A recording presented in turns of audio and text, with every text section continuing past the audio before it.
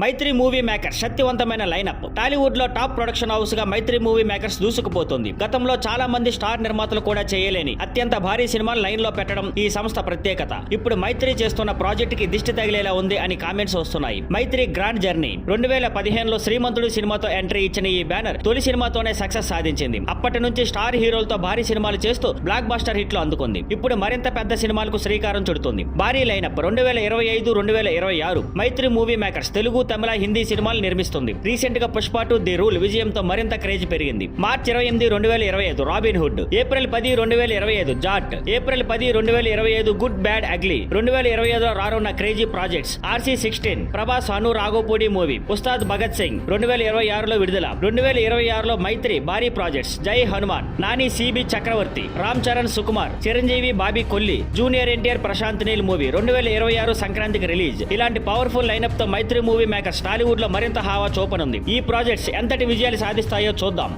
Thank you for watching. Please like, share and subscribe.